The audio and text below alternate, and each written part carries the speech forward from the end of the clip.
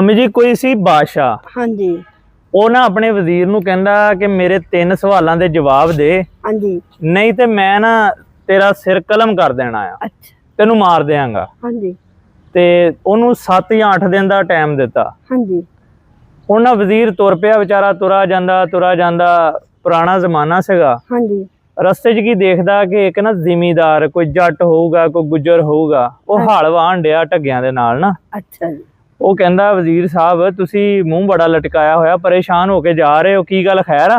हाँ जी ਉਹ ਕਹਿੰਦਾ ਵਜ਼ੀਰ ਕਹਿੰਦਾ ਯਾਰ ਪਰੇਸ਼ਾਨੀ ਇਹ ਬਣੀ ਆ ਕਿ ਮੇਰੇ ਕੋਲੋਂ ਨਾ ਬਾਦਸ਼ਾਹ ਨੇ 3 ਸਵਾਲ ਪੁੱਛੇ ਆ। हाँ जी ਅਗਰ ਮੈਂ ਇਹਨਾਂ ਦਾ ਜਵਾਬ ਨਾ ਦਿੱਤਾ ਤੇ ਬਾਦਸ਼ਾਹ ਨੇ ਮੇਰਾ ਸਿਰ ਕਲਮ ਕਰ ਦੇਣਾ ਧੌਣ ਲਾ ਦੇਣੀ ਆ। अच्छा ਉਹ ਜਿਹੜਾ ਜ਼ਿਮੀਦਾਰ ਸੀ ਨਾ ਉਹ ਕਹਿੰਦਾ ਕਿ ਯਾਰ ਤੂੰ ਮੈਨੂੰ ਦੱਸ ਕਿਹੜੇ ਤੇਰੇ ਸਵਾਲ ਆ। ਉਹਨੇ ਕਿਹਾ ਤੂੰ ਜੱਟ ਗੁੱਜਰ ਜ਼ਿਮੀਦਾਰਾਂ ਤੈਨੂੰ ਕੀ ਪਤਾ।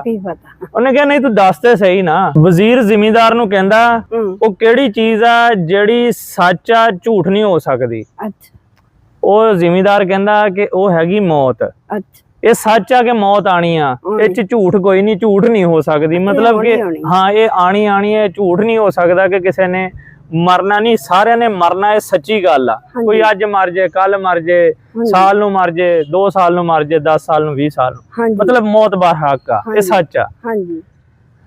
ਕਹਿੰਦਾ ਦੂਸਰਾ ਸਵਾਲ ਦੱਸ ਬਈ ਜ਼ਿਮੀਦਾਰ ਕਹਿੰਦਾ।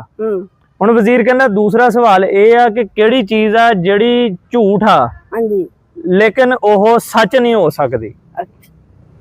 ਉਹ ਜ਼ਿਮੀਦਾਰ ਕਹਿੰਦਾ ਕਿ ਦੂਸਰੀ ਚੀਜ਼ ਇਹ ਆ ਜਿਹੜਾ ਅਸੀਂ ਕਹਿੰਦੇ ਆ ਕਾਰ ਸਾਡੀ ਆ ਦੌਲਤ ਸਾਡੀ ਆ ਮਾਲ ਸਾਡਾ ਆ ਜਾਇਦਾਦ ਸਾਡੀ ਆ ਚੀਜ਼ਾਂ ਸਾਡੀਆਂ ਆ ਚਾਹੇ ਅਸੀਂ ਨਾਮ ਤੇ ਵੀ ਕਰਵਾ ਲੈਣੇ ਆ ਇਹ ਸਭ ਝੂਠ ਆ। ਜਦੋਂ ਬੰਦੇ ਨੇ ਮਰ ਜਾਣਾ ਨਾ ਇਹ ਕੋਲ ਨਹੀਂ ਰਹਿਣਾ ਹੈਗਾ ਇਹ ਸਭ ਝੂਠ ਆ। ਇਹ ਮਾਲ ਦੌਲਤ ਸਾਡਾ ਨਹੀਂ ਹੈਗਾ ਜਦੋਂ ਮਰ ਜਾਣਾ ਸਾਰਾ ਕੁਝ ਖਤਮ ਹੋ ਜਾਣਾ ਕਿਸੇ ਦਾ ਹੋ ਜਾਣਾ। ਅਸੀਂ ਆਪਣਾ ਸਮਝਦੇ ਆ ਸੱਚ ਸਮਝਦੇ ਕਿ ਆਪਣਾ ਲੇਕਿਨ ਇਹ ਝੂਠ ਆ ਇਹ ਸਾਡਾ ਨਹੀਂ ਹੈਗਾ। ਹੁਣ ਕਹਾਂ ਜੀ ਤੀਸਰਾ ਸਵਾਲ ਵਜ਼ੀਰ ਕਹਿੰਦਾ ਕਿਹੜੀ ਚੀਜ਼ ਆ ਜਿਹੜੀ ਇਨਸਾਨ ਨੂੰ ਝੁਕਣੇ ਤੇ ਮਜਬੂਰ ਕਰ ਦਿੰਦੀ ਆ। ਜ਼ਿਮੀਦਾਰ ਕਹਿੰਦਾ ਕਿ ਇਹਦਾ ਸਵਾਲ ਮੈਂ ਤੈਨੂੰ ਜਵਾਬ ਮੈਂ ਏਦਾਂ ਨਹੀਂ ਦਵਾਂਗਾ। ਵਜ਼ੀਰ ਕਹਿੰਦਾ ਉਹ ਕਿਦਾਂ ਤੂੰ ਜਵਾਬ ਦੇਂਗਾ। ਉਹ ਜਿਹੜਾ ਜ਼ਿਮੀਦਾਰ ਸੀ ਨਾ ਕਹਿੰਦਾ ਉਹ ਸਾਹਮਣੇ ਮੇਰਾ ਕੁੱਤਾ ਦੇਖ ਰਿਹਾ। ਉਹਨੇ ਕਿਹਾ ਹਾਂਜੀ ਕੁੱਤਾ ਹੈਗਾ। ਉਹਨੇ ਕਿਹਾ ਉਹਦੇ ਸਾਹਮਣੇ ਇੱਕ ਬਰਤਨ ਵੀ ਦੇਖ ਰਹੇ ਆ ਪਿਆਲਾ ਵੀ ਦੇਖ ਰਹੇ ਆ। ਉਹਨੇ ਕਿਹਾ ਹਾਂਜੀ ਉਹ ਵੀ ਪਿਆ ਹੋਇਆ। ਉਹਨੇ ਕਿਹਾ ਆ ਲੈ ਦੁੱਧ ਤੇ ਉਸ ਪਿਆਲੇ ਦੇ ਵਿੱਚ ਪਾ ਕੇ ਆ।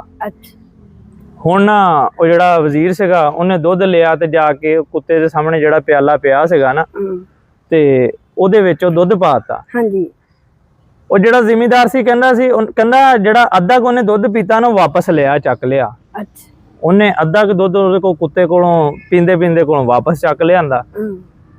ਹੁਣ ਵਜ਼ੀਰ ਕਹਿੰਦਾ ਕਿ ਜਿਹੜਾ ਇਹ ਅੱਧਾ ਦੁੱਧ ਪਿਆ ਹੋਇਆ ਨਾ ਇਹ ਪੀ ਜਾ ਫਿਰ ਮੈਂ ਤੈਨੂੰ ਜਵਾਬ ਦਵਾਂਗਾ। ਉਹ ਏਦਾਂ ਪੀਣ ਲੱਗਾ ਤੇ ਜ਼ਿਮੀਦਾਰ ਵਜ਼ੀਰ ਨੂੰ ਹੱਥ ਮਾਰ ਕੇ ਕਹਿੰਦਾ ਰੁਕ ਜਾ ਰਹਿਣ ਦੇ।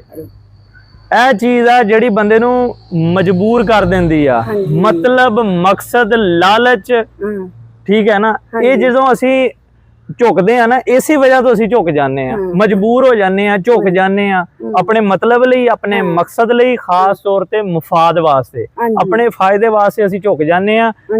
ਮੁਫਾਦ ਜਿਹੜਾ ਆ ਨਾ ਉਹ ਝੁਕਣ ਤੇ ਮਜਬੂਰ ਕਰ ਦਿੰਦਾ ਤੇ ਲਾਨਤ ਤਮਾ ਖਰਾਬ ਜੀ। ਤੇ ਅਗਰ ਸਾਡੀ ਇਹ ਵੀਡੀਓ ਚੰਗੀ ਲੱਗੀ ਆ ਤੇ ਲਾਈਕ ਕਮੈਂਟ ਸ਼ੇਅਰ ਲਾਜ਼ਮੀ ਕਰਿਓ ਦੁਆਵਾਂ ਚ ਯਾਦ ਰੱਖਿਓ। ਅੱਲਾ ਹਾਫਿਜ਼।